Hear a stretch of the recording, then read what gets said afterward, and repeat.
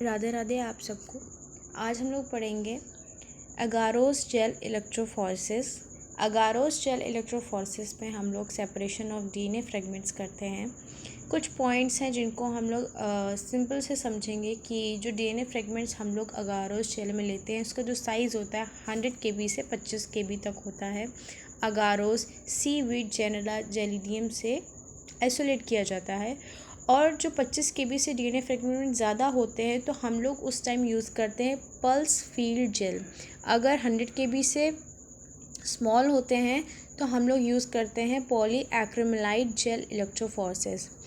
और जो अगारोस पॉलीमर है ये मेड अप है अगार बायोस एंड यहाँ पे लिखा हुआ है the phosphate backbone of the DNA and RNA molecule is negative charge, therefore when placed in electric current DNA fragments will migrate to the positive charge. DNA molecules are separated by molecular fuse. Basically क्या होता है, DNA और RNA हम जो होता है negative charge होता है, तो इनमें क्या होता है फॉस्फेट ग्रुप होते हैं। जो फॉस्फेट ग्रुप होता है इसी की वजह से ही डीएनए और आरएनए में नेगेटिव चार्ज होता है। Under influence of electric field जो फ्रेगमेंट्स ऑफ डीएनए या फिर आरएनए है ये नेगेटिव में होते हैं तो ये पॉजिटिव तरह मूव करते हैं और ये सेपरेशन होता है बाय मॉलिक्यूलर साइज। अब इसका जो प्रोसेस होता है अगारोस जेल इलेक्ट्रोफोरेसिस का, वो अगर हम लोग प्रैक्टिकल्स के टर्म में समझें तो पहला प्रोसेस जो होता है हमारा preparation of gel. Preparation of gel के लिए हमें the concentration of gel in depend upon the कोई अगर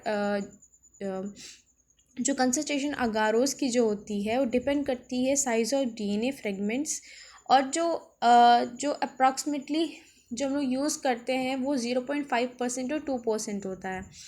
फिर सेकेंड स्टेप है ऐड रनिंग बफर जो बेसिकली प्रोवाइड करता है ions that carry a current through the gel and maintain constant pH. और बफर के साथ कंसिस्ट ऑफ TAE जो 40 mH tris acetate 1 mH EDTA and TBA 45 mH and tris borate. अब इसका क्या क्या मतलब है, ये जो हम लोग बफर में यूज़ कर रहे हैं अब इनका यूज़ क्या है। जो हमारा TA बफर है उसको हम लोग इसलिए यूज़ करते हैं use for larger fragment, TBA use for smaller fragment, EDTA जो होता है एक चिलेटी एजेंट होता है। ठीक है, यहाँ बाकी मैंने लिखा हुआ है किसका क्या मेन फंक्शन है, बाकी हम लोग अगर सिर्फ इतना ही समझे EDTA चिलेटिंग एजेंट होता है। फिर हम लोग क्या करते हैं, मेल्ट करते हैं अगारोस को या फिर बफर मिक्सचर को। This is done by heating in a microwave. फिर हम लोग add ethidium bromide to a concentration of 0.5 mu gram for staining. और इथीडियम ब्रोमाइड जो है ये स्टेन जो डीएनए फ्रेगमेंट्स होते हैं वो कलरलेस होते हैं तो उनको फॉर विजुअलाइजेशन हम लोग उसमें स्टेन डालते हैं, उसमें हम लोग यूज़ करते हैं इथीडियम ब्रोमाइड। और जब वे एक्सपोज करते हैं यूवी लाइट पे electron in aromatic ring of ethidium molecules are activated which leads to the release of energy light and the electron returns to the ground state. इस process से हम लोग का जो डीएनए की जो विजुअलाइजेशन है वो हमें होती है। अब हम लोग ये कुछ यहाँ पे अलग अल्टरनेटिव स्टेन है जो हम लोग यूज़ कर सकते हैं। For example SYBR gold, SYBR green, crystal violet, ये अलग चीज़ें हैं जो हम लोग यूज़ कर सकते हैं।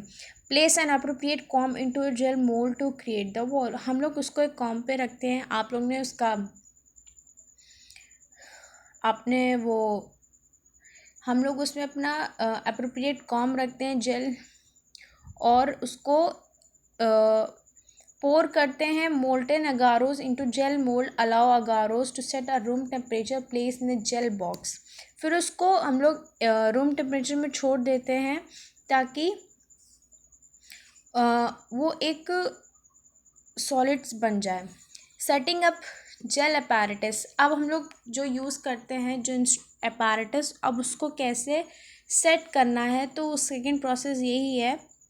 Add loading dye, the DNA samples to be separated. Gel loading dye made of 6 into concentration 0.25% bromophenol, blue 0.25% xenol 30% glycerol. ये क्या काम करता है, ये डिस्टेंस जो डीएनए कवर कर रहा है उसको ट्रैक करने के लिए हेल्प करता है। फिर हम लोग पावर सप्लाई वोल्टेज इतना ही यूज़ करते हैं, 5 से लेके 5 वोल्टेज इतना होना चाहिए। हम लोग उसमें अपना रनिंग बफर यूज़ करते हैं जो हम लोगों ने पहले यूज़ किया था। फिर हम लोग पावर को ऑन कर देंगे, ठीक है। इतना होने के बाद अगर हम लोग इतना प्रोसेस कर रहे हैं तो इसमें कुछ रेट ऑफ कुछ चीज़ें इफ़ेक्ट करेंगी इन जेल अगारोस इलेक्ट्रोफोरेसिस में। तो इसमें कुछ कहते हैं फैक्टर्स हैं जो इफ़ेक्ट करते हैं। पहला है size of DNA molecule, second agarose gel concentration, DNA conformation, voltage applied, presence of EDBR, type of agarose, electrophoresis buffer. These are the factors which can determine या affect the agarose gel electrophoresis. अब हमारा जो इसमें result आएगा, unknown samples, जैसे कि इसमें लिखा हुआ है, unknown samples are often run alongside a DNA ladder containing length of DNA for comparison. यहाँ पे हम लोग का अगर डीएनए को यहाँ पे हम लोग सिंपल सा इसका रिजल्ट समझे कि हम लोग यहाँ पे ये हमारे सैंपल्स यहाँ पे लोड किए जाएंगे। जो बड़े डीएनए होंगे वो यहाँ पे होंगे, स्मॉल है वो यहाँ पे, जो स्मॉल फ्रेगमेंट्स होंगे वो पहले मूव करेंगे। तो इस हिसाब से हम लोग रिजल्ट को डिटरमाइन करेंगे। डिटेक्ट करेगा, एक ग्राफ बनेगा, और जो ग्राफ बनेगा DNA fragments and size and distance, ये ग्राफ से हम लोग का रिजल्ट पता चल जाएगा।